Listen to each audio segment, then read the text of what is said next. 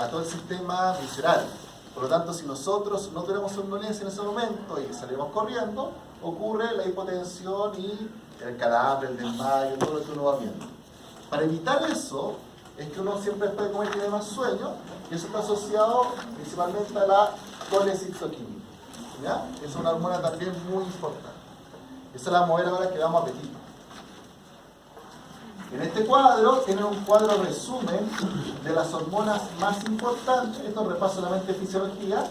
La gastrina, colecistoquinina, secretina, el péptido GIP o el péptido inhibidor gástrico y la mutilina. Acá pueden ver quién la va a estimular. Por ejemplo, la gastrina la estimula la proteína, la distensión del estómago, la inervación, mientras que la colecistoquinina la estimula la proteína, el tejido adiposo, la acidez, la secretina, el tejido adiposo y la acidez, donde se secreta, y su acción, que es lo que hablamos ahora, principalmente estímulo ya sea de las enzimas o del líquido pancreático, del jugo pancreático, o estimulación de la acidez de la gastrina, y por el otro lado muchas veces inhibición de lo que ya está aumentado. Entonces, esto tienen que acordarse muy bien. Recordemos que tenemos un antro pilórico en el estómago, está dividido en antro, fondo, y eso va a generar la liberación de la gastrina, que va a tener efecto en sí misma para aumentar la acidez. Acá tenemos un esquema de la vesícula biliar, que va a liberar la bilis, y el páncreas, que va a eliminar todo el líquido pancreático, y la colecistoquinina va a estimular a la vesícula biliar, va a estimular el postprandial, el decaimiento postprandial, la disminución del apetito, y la secretina es una hormona muy importante en estimular al páncreas para que libere el líquido pancreático. Respecto al apetito, vamos a hablar de algunos trastornos y vamos a hablar de la fisiología del apetito, que es súper importante. El apetito es, como dice acá, el deseo mental de ingerir alimentos. ¿Y dónde está regulado? Está regulado en el centro del vómito y de la saciedad. Ya eso lo vamos a ver con detalle ahora, así que no va a pasar. Los monogástricos tienen un centro del hambre que es estimulado por la glicemia y la saciedad por la colecistoquinina. Mientras que los poligástricos, los ovinos o bovinos, ¿quién lo va a estimular? La saciedad la va a estimular la actividad que tengan los estómagos. Recuerden que los poligástricos tienen el rumen, el retículo, y esa actividad va a generar la saciedad, así mismo como el tipo de dieta que estamos dando. Por ejemplo, el contenido de la flora intestinal van a determinar si ese paciente va a estar saciado o no. No tiene que ver con los índices glicémicos y no tiene que ver con la colecistoquinina como ocurre en los monogástricos, ya sean caninos o felinos. Entonces, este esquema es fundamental, porque este es el esquema del apetito, ¿ya? Este es un ejemplo de un monogástrico. Acá lo que ustedes están viendo es que estamos al nivel del tercer ventrículo, y este tercer ventrículo va a hacer efecto en neuronas del hipotálamo, ¿ya? Por lo tanto, en esta zona, ¿en qué zona estamos hablando? Hipotálamo. Aquí están las neuronas que se llaman paraventriculares, y son las neuronas que van a tener relación con la ingesta de la comida o la saciedad. Entonces, existen dos neuronas principales. ¿Cuáles son estas dos neuronas principales? Unas neuronas que se llaman POMC o de propiomelanocortina, y unas neuronas que se llaman neuropéptido Y o péptido aglutín. Son los nombres de las dos. En verde, la neuropéptido Y, como dice acá a la izquierda, aumentan la ingesta de comida, mientras que las neuronas de la propiomelanocortina disminuyen la ingesta de comida. Por lo tanto, si yo estimulo las neuronas de la propiomelanocortina, voy a estimular la saciedad, porque voy a disminuir la comida. En cambio, si yo estimulo la neurona del neuropéptido Y, voy a tener mucha más hambre, porque me estimula el apetito, ¿ya? Ahora, ¿quién hace que yo estimule el verde o quién hace que estimule el rosado? Bueno, El verde lo va a estimular una hormona que viene del estómago que se llama grelina. Ahí hay un signo positivo. La grelina es la hormona que va a estimular el apetito en nosotros. ¿Dónde viene esa hormona? El estómago. ¿Ya?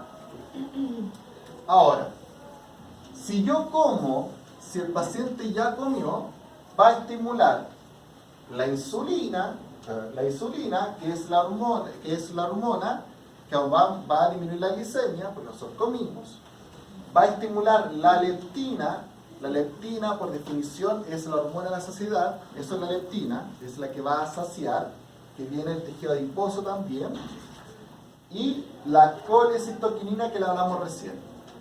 Esas tres hormonas van a estimular a que la propia melanocortina disminuya la ingesta de comida, porque está avisando al cerebro que nosotros ya comimos mucho.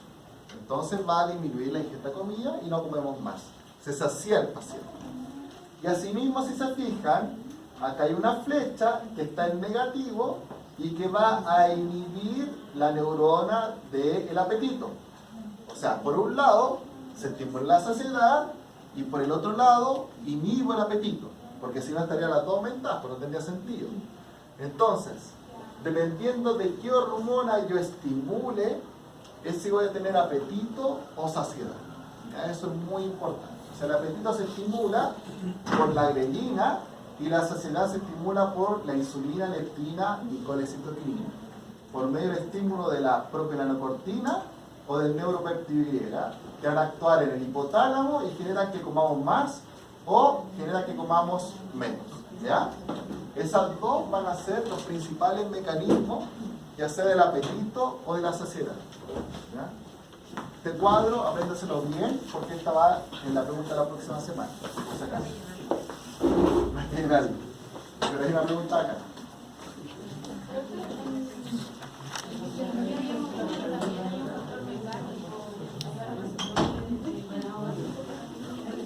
Sí, por el sistema nervioso simpático, efectivamente. Por eso cuando uno come, también se estimula el sistema nervioso. Sí, es verdad.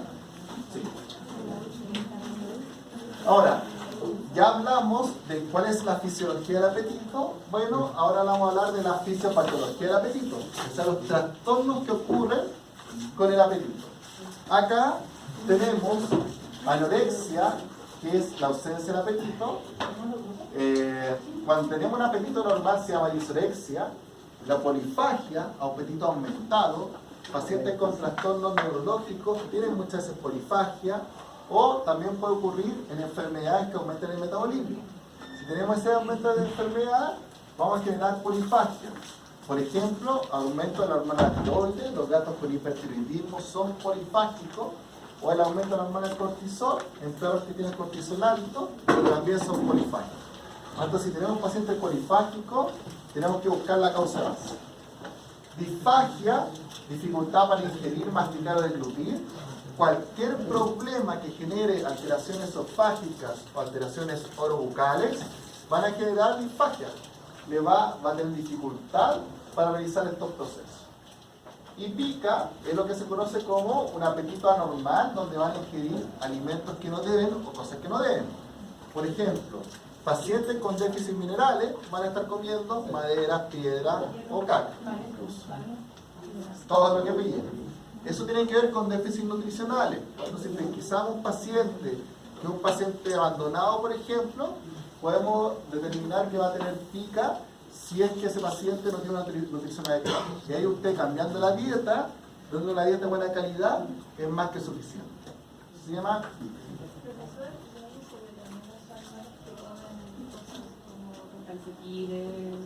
Lógicamente no, porque eso es para ansiedad. Eso es trastorno conductual. La disfagia se conoce como, aquí dice, deglución difícil. No confundir con odinofagia, que es deglución dolorosa, eso no lo confunde. Disfagia es que ese paciente está costando deglutir, ¿ya? Ahora, perfectamente yo puedo tener odinofagia con disfagia, o sea, si yo tengo un dolor, también me va a costar a veces tragar. Pero disfagia puede ocurrir sin odinofagia, o sea, el paciente puede que no tenga dolor, pero a lo mejor tiene una deglución difícil porque tiene muy estrecho el esófago, por ejemplo. ¿Ya? Ese paciente puede tener deglución difícil. O ese paciente a lo mejor tiene disminución de la motilidad, tiene un problema de trastorno neurológico y por lo tanto no va a deglutir, pero tampoco va a tener dolor. Entonces tiene disfagia. Cuando hablamos de disfagia, vamos a hablar de boca, faringe o esófago. ¿Ya? Y ese paciente tiene que tener signos clínicos para tener disfagia. Los pacientes, por ejemplo, que tienen acortamiento de la vida, ¿pueden tener una relación con el acortamiento? ¿Colapso braquial? Acortamientos como electroflex. Sí, una relación con esto. No. No, está en relación entre esófago y raíz. Sí, no. Entonces, los síntomas van a ser principalmente regurgitación. Recuerden que la regurgitación, a diferencia del vómito, tiene como característica principal que no hay una compresión de la prensa abdominal. Por lo tanto, esa es la diferencia principal entre regurgitación y vómito. ¿Ya? Por lo tanto, aquí estamos hablando siempre, cuando hablemos de disfagia, vamos a hablar de regurgitación.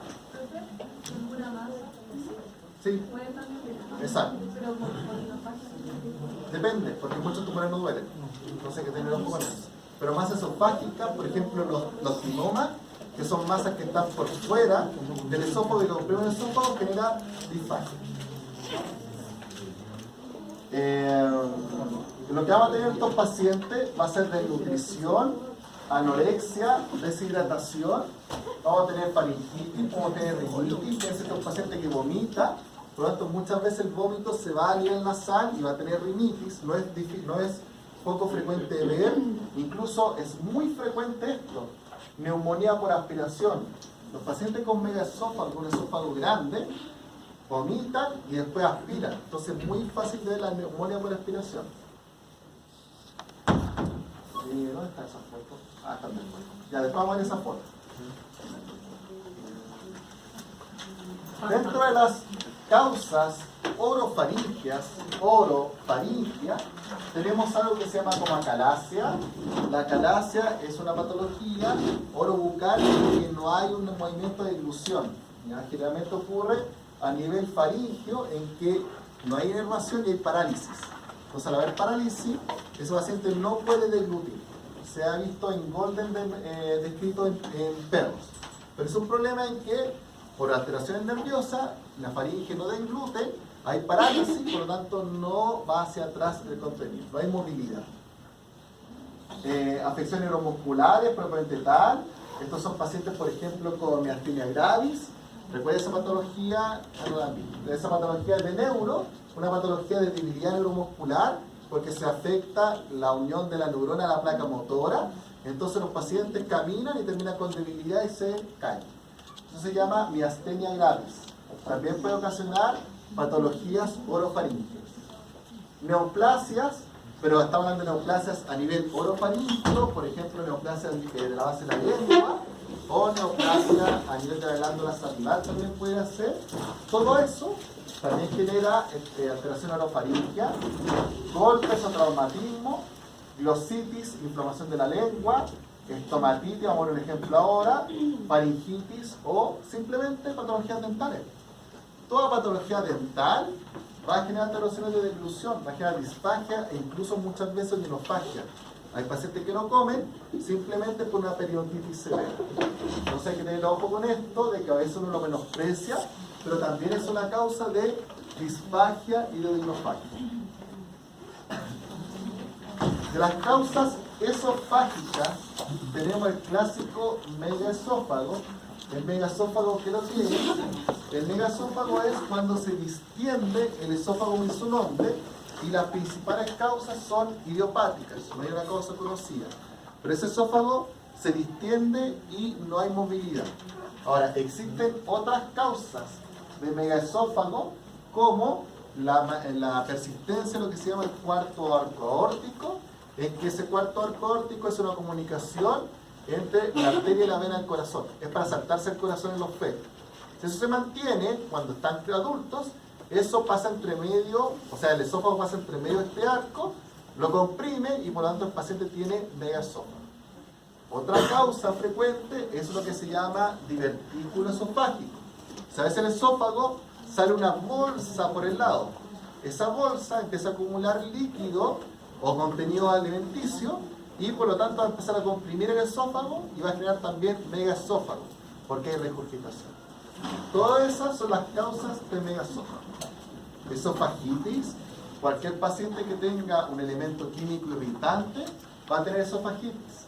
El problema del esófago es que el esófago, cuando forma una cicatriz, genera una estenosis. ¿Por qué? Porque no tiene la capa serosa bien desarrollada. Entonces la cicatrización es muy agresiva. Por eso es que estos pacientes, si uno los tiene que llegar a operar de un cuerpo extraño, como dice acá abajo en el esófago, tienen muy mal pronóstico. ¿Por qué? Porque hacen muchas veces estenosis. Se achica el esófago y va a generar secundariamente un megaesófago y el paciente no va a comer. Entonces, operar un esófago es muy riesgoso. Por eso, porque generan muchas veces estenosis. Hernias, el esófago se puede herniar, es hacia atrás, principalmente hernias, por ejemplo, del hiato, que es por donde pasa el esófago hacia el estómago. Invaginaciones, esto es raro, es que el esófago se meta dentro del mismo esófago. Esto ocurre más en el intestino, es raro en el esófago. Tumores de esófago no es poco frecuente de ver. Y la otra causa es lo que se llama reflujo gastroesofágico. Recuerden que el estómago tiene dos esfínteres, el cardias y el píloro. Si el cardias es un esfínter que se llama incompetente, se llama incompetente cuando no se cierra de manera adecuada, siempre va a haber reflujo de ácido. Pero a diferencia del intestino, como hablaba al principio de la clase, aquí no existe la bilis ni el líquido pancreático. Por lo tanto, no existe bicarbonato para anular esa acidez. Entonces, si sube, vamos a tener esofagitis. ¿Por qué? Porque va a generar úlceras a nivel esofágico. Esas son las patologías que podemos ver. Aquí pueden ver un ejemplo de un paciente felino. Es el clásico ejemplo de la estomatitis. ¿Ya? Estos pacientes tienen complejos gingivitis, estomatitis, que son problemas inmunomediados. Esto lo van a ver en medicina, pero aquí el paciente, los dientes están ocasionando una inflamación de la encía severa. Por lo tanto, como este problema es autoinmune, lo que usted tiene que hacer ahí es retirar los dientes. O sea, hay que hacer una exodoncia total. ¿Ya? Se hagan todos los dientes. Porque usted deja un diente y va a generar la misma reacción. Porque es autoinmune. Entonces, el tratamiento de un felino con complejo gingivitis, estomatitis. Y este paciente es el que genera la clásica disfagia.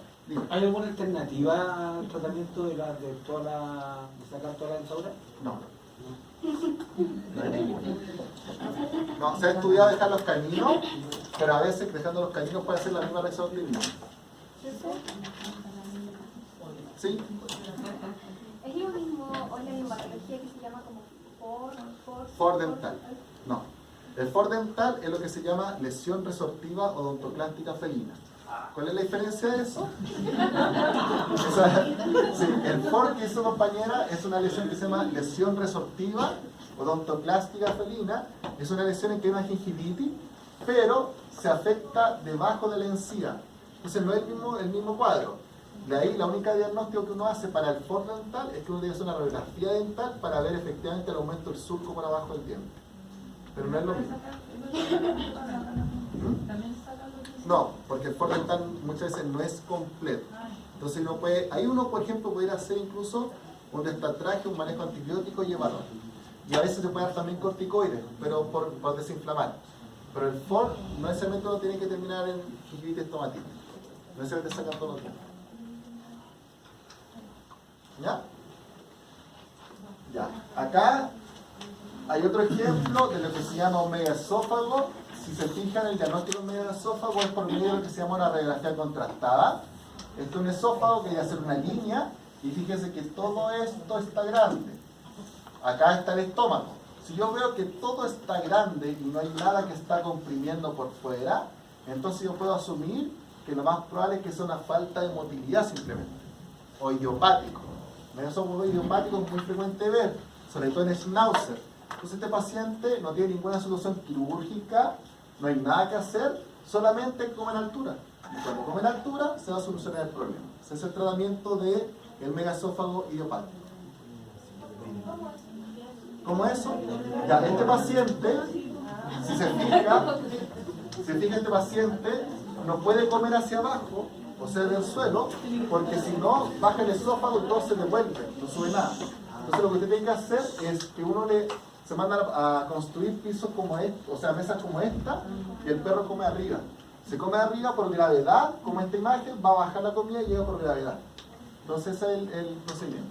Profe, la otra vez estaba viendo una cirugía que se practicaba en perros con el megaesófago y la idea era como apegar el esófago a las paredes del sector donde esté el divertículo y se recortaba el tejido y se dejaba plano. Era una cirugía que creo que supe, por ejemplo, el profe Patricio Torres la practica. Sí, es lo que pregona esto. La cirugía se hace, usted puede unir la parte del esófago al diafragma, ahí lo une usted. Entonces cada vez que el paciente respira, tira hacia atrás el esófago y el paciente se va alimentando de manera adecuada. Lo que pasa es que esa es una técnica que él desarrolló, pero que no se ha podido replicar mucho. Entonces no se sabe bien cuál es no puedo decir. Está escrito en los libros de cirugía, pero tiene su truco. Sí, porque como le decía, no se ha repetido mucho. Acá en Santiago los cirujanos generalmente no la hacen, porque el porcentaje de que vaya bien no es tan alto como pregonar. Entonces a lo mejor le hace una técnica distinta, le hace algo, pero no es tan panacea. Si no, todo sería lo mismo. Yo entendía que se cortaba alrededor del esófago y luego se unía el tejido al Sí, diafragma. se corta alrededor para eliminar todo este tejido que está en exceso. El problema es que cuando cortamos, como dije al principio, tocar el esófago en sí y cortarlo tiene muchas complicaciones, muchas más de las que se describen. Por eso es que generalmente esa cirugía tiene muchos riesgos posteriores. Pero es una opción, la cirugía. Exactamente. Ya, entonces, el esófago es, como les mostraba la imagen. Vamos a pasar ahora a hablar un poco de, aparte del apetito, de la sed, de alguna etiología, y después va a pasar a la diarrea. La sed es regulada principalmente por la hidratación y la hipovolemia, pero hidratación celular. Esto siempre recuérdenlo, porque esto es, uno se olvida. Uno, la sed tiene que ver con la parte neuronal. Si yo en la neurona tengo poca oxigenación o tengo poca cantidad de líquido, ya me da sed. No necesariamente tengo que tener mucosas pálidas. La sed tiene que ver con otro sentido. Por lo tanto, con otro efecto a nivel celular. Por lo tanto, cuando nosotros hablamos de que estamos tomando mucha agua, se conoce como polidipsia, ¿ya? Eso es cuando tomamos mucha agua. Y las pérdidas se llaman, cuando son por orina, se llaman poliuria, ¿ya? Y esto va a estar asociado principalmente al vómito, a la diarrea, a la uremia, a la acidosis del rumen. Por lo tanto, cuando tengamos pacientes deshidratados, es porque el paciente está con poliuria y polidipsia, pero privado de agua. ¿Ya? Cuando se ocurre eso, vamos a tener un paciente deshidratado, principalmente porque está poliurio polidípsico y con pérdida de agua. Causas extracelulares, hemorragias, secuestros y la hipovolemia. Si tengo hemorragia o tengo hipovolemia porque el paciente está con eliminación de líquido hacia el abdomen, voy a tener deshidratación y el paciente va a tener sed. ¿Qué es secuestro? Secuestro cuando se acumula en una zona pero no se elimina. Por ejemplo, si usted tiene líquido en el abdomen o ascitis, eso es secuestro. O en un miembro es secuestro. Ya. La hipernatremia lo que va a generar siempre es que va a pasar agua del LIC al LEC, o sea, del intracelular al extracelular. Por eso que si usted tiene un paciente hipernatrémico, ese paciente va a estar deshidratado. Hay que tener ojo con eso. Por eso no se nos puede pasar la cantidad de fluido hipertónico que estamos pasando. Porque a pesar que usted le esté pasando fluido, si son hipertónicos, ese paciente va a tener mucha más sed. Lo otro es que pacientes con insulina, pacientes diabéticos, la insulina lo que hace es que arrastra agua. ¿Arrastra agua por qué? Porque mete glucosa a la célula. Y al meter glucosa a la célula, arrastra agua y el paciente se deshidrata. Por otro lado, un paciente diabético elimina glucosa por la orina. Entonces la glucosa por la orina arrastra agua. Si yo les digo que tengo un paciente diabético, vamos a ver inmediatamente por qué va a estar deshidratado ese paciente y por qué necesita fluido. Alteraciones de la salivación. Tenemos lo que se conoce como cialorrea. Cialorrea significa solamente salivación excesiva y puede ser cualquier cosa. Perro que se mareó tiene cialorrea. Por lo tanto, la cialorrea no es patológico. Puede ser fisiológico o patológico, pero no es más que eso. Y la cialorrea tiene millones de causas. Intoxicaciones, puede ser periodontitis, puede ser lo que se llama un cialocele salival, que eso es cuando la glándula salival se tapa, se puede obstruir, y se puede obstruir tanto por cálculos o por trauma. Por lo tanto, el cialocele salival puede generar que el paciente salive bastante. Entonces, no siempre es patológico. El pseudotialismo se conoce como el aumento de la salivación, pero sin producción de saliva. Por ejemplo, yo no estoy produciendo más saliva ahí, no es cialorrea, sino que lo que estoy generando es que no puedo deglutirla. Entonces, por un paciente con acalasia, que es que no puedo tragar bien, voy a tener un pseudotialismo y va a parecer que el paciente está con diarrea. Perdón, que está con cialorrea. Que está con cialorrea. Pero no es lo mismo. ¿Ya? No es lo mismo. Y la rabia, lo que les va a generar es, esto es problemas para deglutir. Por eso está entre signos de interrogación. Porque la rabia que uno ve salivar a un perro no es que esté produciendo más saliva, es que el perro no está deglutiendo. ¿Cómo? ¿Qué es hidrofobismo? No sabía eso. Hidrofobismo, que no pase el agua. Como hidrofóbico. Sí. Tiene sentido. Tiene sentido. Ahora, eso.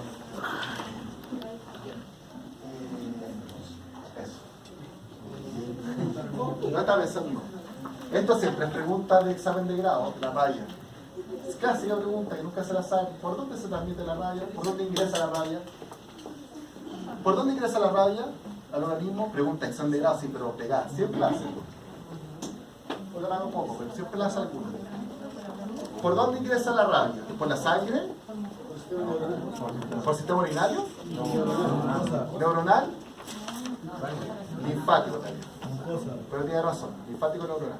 Pero no ingresa por sangre. Es el error, pero clásico del estudiante. Está perfecto eso. Es que me acordaba, porque la rabia siempre es la pregunta clásica del examen de grado. Clásico, pegado. Ya, ahora vamos a hablar de patologías gastrointestinales. Vamos a hablar de patologías del sistema poligástrico.